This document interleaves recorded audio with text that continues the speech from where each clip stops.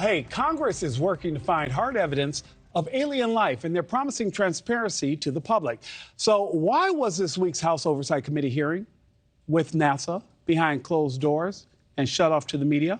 Well, several people on social media posed that very question. Congressman Tim Burchett says he was disappointed and suspicious of some of NASA's answers. Take a listen. Everything is available from NASA. They have no secret stuff. And then we said, well, wait a minute.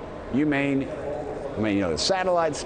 And they kept saying, no, everything's open, as far as they knew. As far as they knew.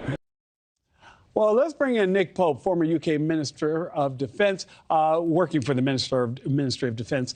Nick, you and I have talked about this before. We've touched on this before. The public is upset. The meeting was closed. Congressman Tim Burchett of Tennessee, who is leading the House Oversight Committee, is frustrated. Is NASA sending mixed messages?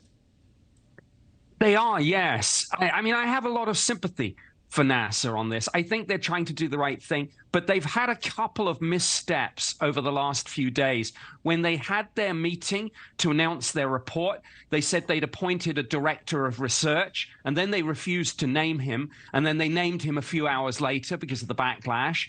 And then, of course, we had this session yesterday in the House Oversight Committee closed to the media and the public. Now, some sessions are closed, that's fine, but when your whole central point is about openness and transparency, yes, it absolutely sends mixed messages.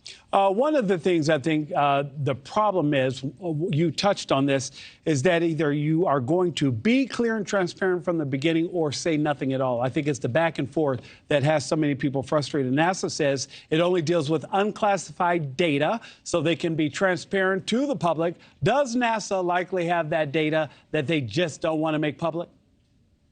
Well, I think they do have some, and they certainly have access to it because they now are working quite closely with the Pentagon's AARO unit, All-Domain Anomaly Resolution Office, who has the lead on this. But this runs the risk of a classic left-hand, right-hand situation that NASA say that they're looking for UAP, they're looking for the evidence, they want to look at the data, but they say they're only going to look at the unclassified data, where all the time the DoD and parts of the intelligence community already have classified data that could help NASA. So it's going to take some very careful management to integrate that. And Nick, I'm glad you said that. I've got less than 30 seconds because we already know that some of the information is classified because they have some that is unclassified. How will that affect NASA as they move forward?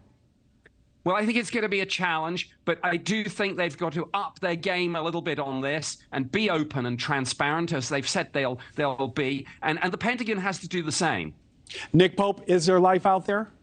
Yes.